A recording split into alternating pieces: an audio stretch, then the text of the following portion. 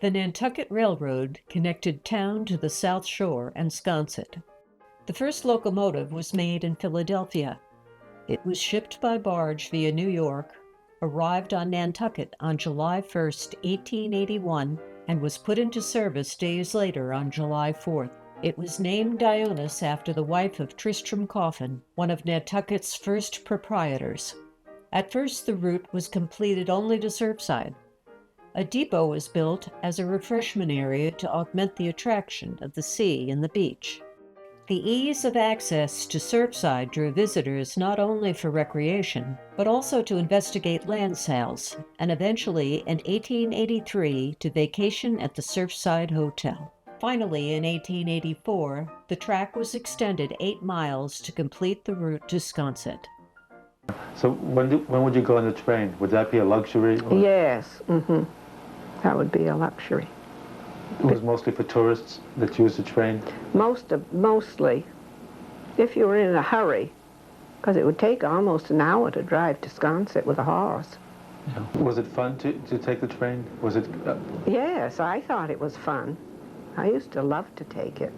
And if it was blueberry season, you know, they'd stop and let us get off and pick blueberries and wait for us, and we'd get back on and go on to Sconset. The first train arrived in Sconset on July 8, 1884, with great celebration. This spurred the development of hotels and summer homes, and the birth of Sconset as an accessible and exciting summer destination. Buy a ticket to Sconset, that's the place to go. Buy a ticket to Sconset, where life is never slow. Just pack your grip and take a trip across the briny sea. Oh, buy a ticket to Sconset, that's home sweet home to me. The route along the South Shore was quite beautiful, but it exposed the railbed to frequent washouts. So in 1895, the shore route was abandoned and a new inland route was established to Sconset. I worked down in the railroad station when I get older, you know.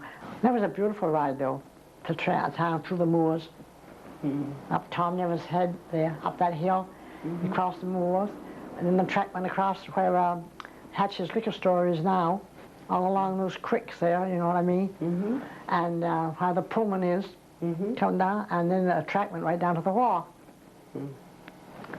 And the railroad track. And how much were the tickets? 60 cents a round trip, 35 cents single. Yeah. And Oscar worked on the express and baggage, you know. And people traveled those days with trunks, you know. Yeah. Boy, he did some business with those trunks. Those great big steamer trunks and everything. So they worked hard. The poor men worked hard those days. Yes.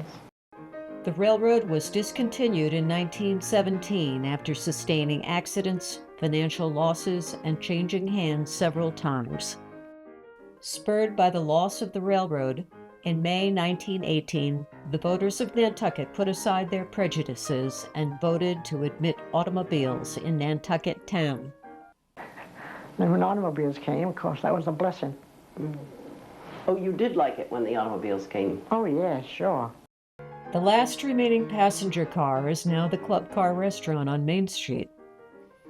And the bell from Nantucket Central Railroad Engine No. 1 is now part of the NHA collection. Today you can follow the old railroad bed along the new Goose Pond bike path.